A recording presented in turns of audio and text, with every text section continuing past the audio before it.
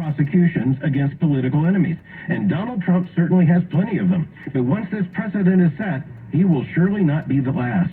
Any way you look at it, it was a day that will live in national embarrassment. Pray for our nation. America needs our prayers, from sea to shining sea. The Pepperdine Graduate School of Public Policy, for those considering careers in politics and policy. Want to be as healthy and happy as you can be in 2023? Tune into the Healthiest Hour on radio. Hi, it's the Snowman inviting you to join us this Saturday morning for a stellar lineup of guests and information to help you get into the best shape of your life while increasing your energy and losing a few pounds in the process. Make those New Year's resolutions stick by sticking with us all year long to keep your mind and body healthy and strong. It's Stephen Snow on Dr. Health Radio this Saturday morning at 9 here on 860 AM. The Answer. With SRN News, I'm Ron DeRockstra. Republicans in the Tennessee House of Representatives are defending their votes on expelling 2 Democrat lawmakers who took part in a gun control rally in the chamber last week. GOP leader said Thursday's actions were necessary to avoid setting a precedent that lawmakers' disruption of House proceedings through protest would be tolerated. Republican Representative Gino Bolso said the 3 Democrats had, quote, effectively conducted a mutiny. South Korea, the U.S., and Japan calling for stronger international supportive efforts to ban North Korea from sending workers abroad and curbing the North's cybercrime. They say such steps are necessary to block the country's means to fund its nuclear program. Good Friday, and the stock markets are closed all across Wall Street for the holiday proceeding up to the Easter weekend. This is SRN News.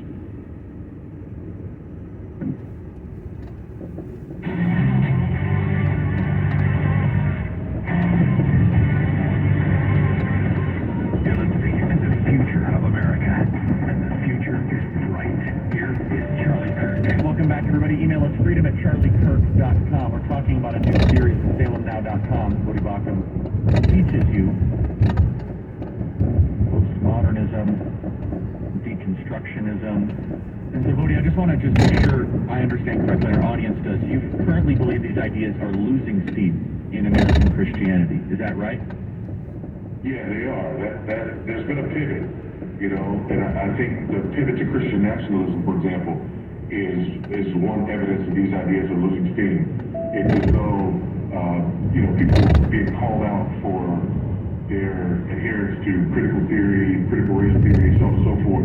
And all of a sudden they just went, well, look over there, there's Christian nationalism. It's a current dodge while people sort of regroup and move away from that ideology that's being exposed for what it is.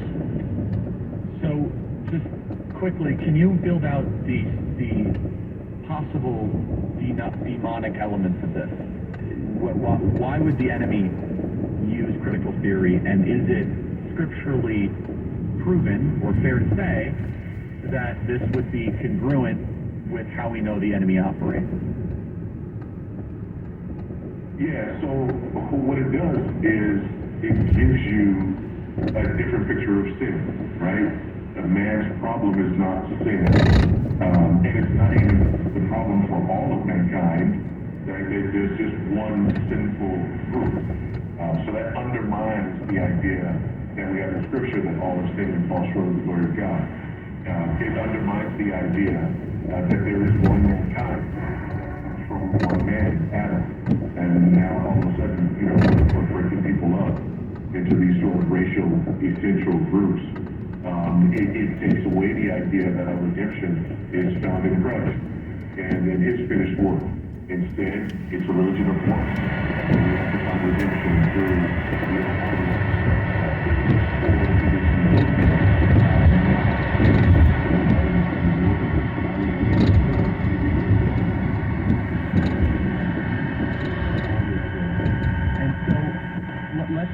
Let's talk a little bit about this trans stuff. I think your moral clarity on this topic is terrific. But let me try to connect it, if it's possible to connect, which I find to be interesting, and maybe you can help make sense of it, because I find this to be an irreconcilable difference, yet they seem to be activist groups that work in harmony, where one of the main arguments of the CRT or the BLM or the kind of racial arsonist group or the religion of anti-racism is that you have an identity that is tied to your melanin content. Okay, but it's not changeable and it's fixed. But then you have the trans movement that works in harmony with the other activists, but they make a completely different argument, that your identity... So how are these similar, how are they different, and why do they get along so well? The reason they get along so well is because they're part of the same neo-Marxist, cultural Marxist ideology. According to that ideology, the hegemonic power, and this is from Antonio Gramsci, right? Yep. Antonio Gramsci, and then through him, the Frankfurt School, gives us this new rendition, this new sort of presentation of Marxism that's cultural in nature. The idea is that there's a hegemonic power, and that the oppressor uses this hegemonic power, this ideology, in order to oppress people, not just economics. And in our culture, the oppressor would be white, male, heterosexual, cisgendered, able-bodied, native-born, on down to Christian, right? That's the oppressor. And this idea that cisgender people, that heterosexual people, that heteronormativity is part of the hegemonic power that is used to oppress is what unites the LGBTQIA2S+ movement with the social justice movement and the racial justice movement. And we saw this, for example, in BLM's original website.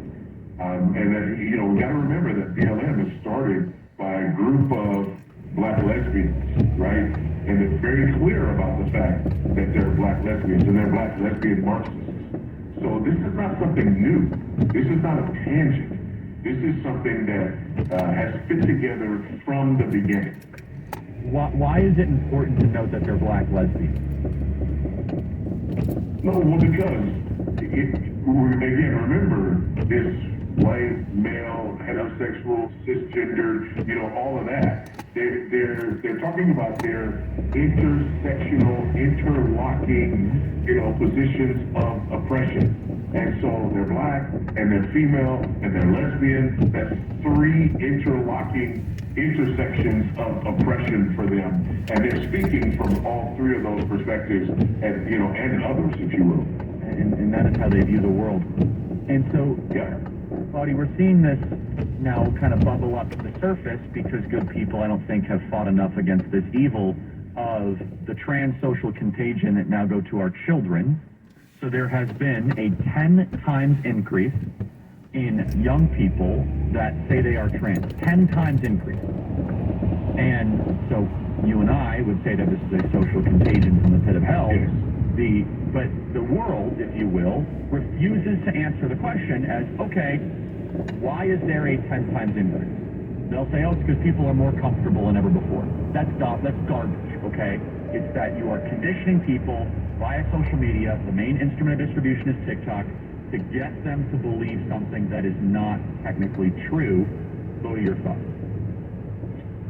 Yeah, and I think one of the issues is that if we acknowledge the fact that this is a social contagion, people are afraid that eventually you'll get to the point where we start acknowledging the fact that this is not normative. It's not normal, it's not normative, it's not okay, and you can't on the one hand say this is completely normal, a man can actually become a woman, and that on the other hand, this is a social contagion and we need to do something about it. They're really afraid that if you acknowledge that social contagion piece, that eventually we'll get to the heart of the issue and they'll lose ground.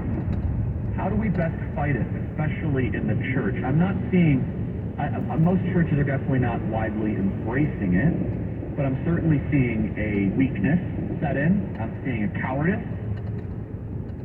to confront. And, I had one pastor who messaged me and they said, Charlie, we're all made in the image of God and we must love the trans person, and that if they want to be something else, who am I to tell them to no longer be that? And how would you respond to that? I'd respond to that by, a couple of things. Number one, what we believe about transgenderism, for the most part, comes from the work of John Money. and his twin study in 1965. Yes, and Kinsey. Which was completely fraudulent. Yes. Which was completely fraudulent. It was child abuse. It resulted in detransition and suicide, right? But by the time, we find out that he was lying and it was completely fraudulent, you had, 20 years or so of people using this as the gold standard to prove that gender is constructed.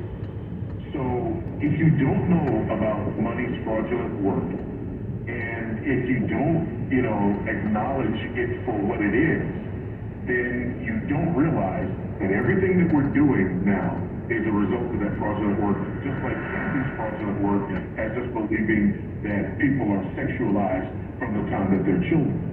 And so I think one of the things that we need to do is we need to expose these historical realities. We need to inform people that these things have origins, and that these origins are satanic, that these origins are abusive, and that children's lives are at stake. So few people mention money in Kinsey, but it's important to know that in the 1900s, these two evil actors experimented with children. Kinsey allowed 6-month-olds to be raped and then documented the response of it. That's not hyperbole, that is fact. Kinsey is celebrated at several universities, including Indiana University at Bloomington. They have a statue dedicated to him. They have the Kinsey Center for Sexual Ethics at Indiana University. John Money, the story that you were talking about is very important. There were two twins, and essentially, I don't remember all the circumstances, but he said, what would happen if we changed the gender of one of the twins, and then he literally did... Well, there was a botched circumcision. Yeah, that's correct. Yeah, there was a botched circumcision, and then he said, we'll use this as a test case, right? And it ended in complete, just horror, right? I mean, suicide, mental depression, so much of it. And so, the American church, this shouldn't be a real controversial issue at all, right? But this shouldn't be one that we have to overthink. In fact, I don't think we have the tape, but we have similar tape.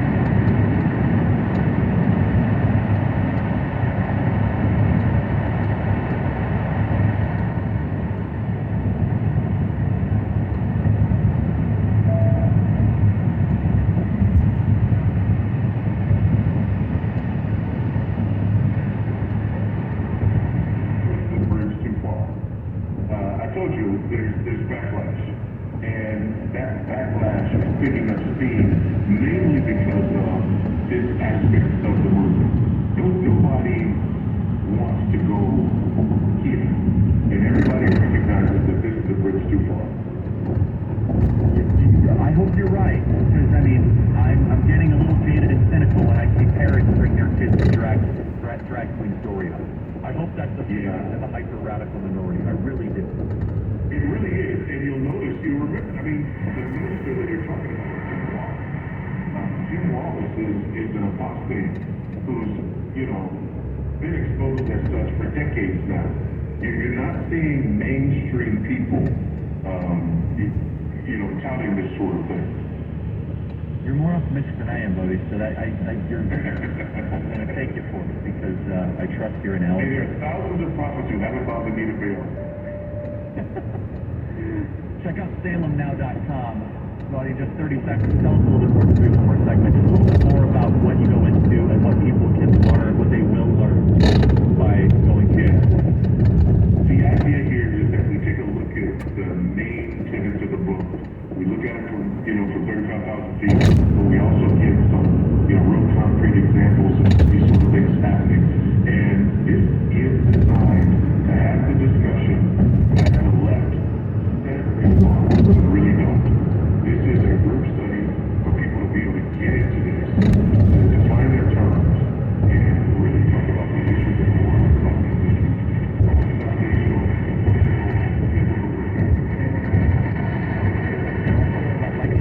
Legacy box, simple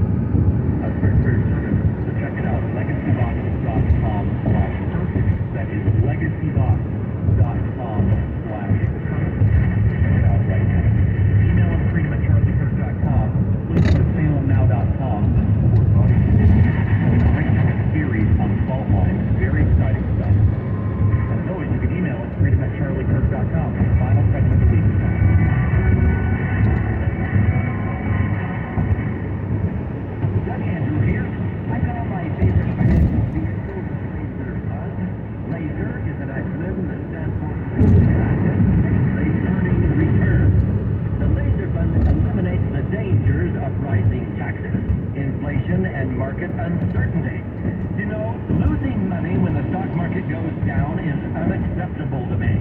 Learn how I protect myself when that happens. I want you to have a free copy of my latest best-selling book, The Laser Fund, How to Diversify and Create the Foundation for a Tax-Free Retirement. Especially if you have money trapped in an IRA or 401k, learn what you can do better. Call now to claim your free copy. I'll send out a copy via priority mail. I'll cover the shipping. Simply call 925-430-7878. That's 925-430-7878. Call 925-430-7878.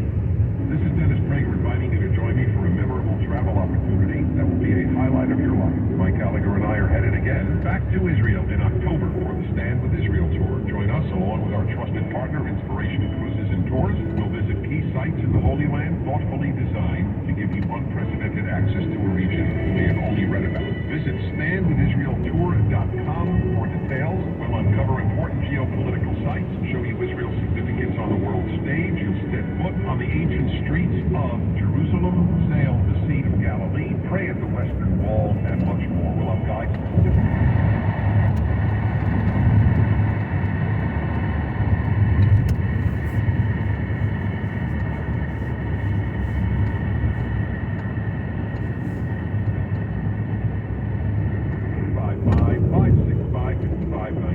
Or just go to standwithisraeltour.com, standwithisraeltour.com. You're smart, you're busy, and don't have time to waste on a mainstream media cycle. Stay on News Channel, break the cycle. Topics that matter, from hosts worth watching, Dinesh D'Souza, Andrew Wilkow, Brandon Tatum, and more. Open debate and free speech you won't find anywhere else. Stay on News Channel, not like the other guys. Watch anytime on any screen, free, 24/7. Find everything you need to know at snc.tv.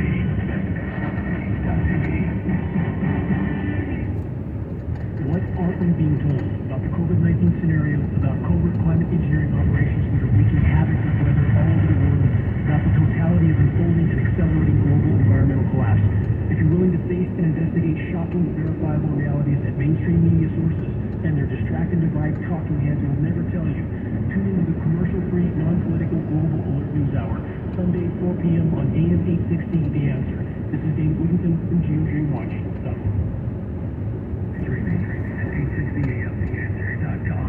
Our free mobile app, iHeart, TuneIn, and the Odyssey app. This is 860 AM, The Answer. Time again for the Kindness Challenge sweepstakes, and you have the opportunity to win $5,000 plus give $5,000 in your name to a deserving organization. Enter now at our website, 860amtheanswer.com, where you can also get the contest rules and sign up for the Answer VIP Club. 860amtheanswer.com.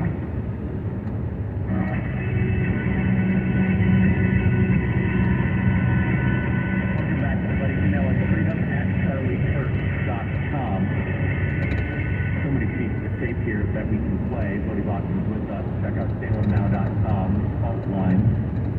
So what other false religions do you think that Christians need to be aware of, Claudia? I mean, the social justice one is also really big. And we didn't talk about that one as much. Can you just riff a little on that? Yeah, the social justice one, I think, is the one that Christians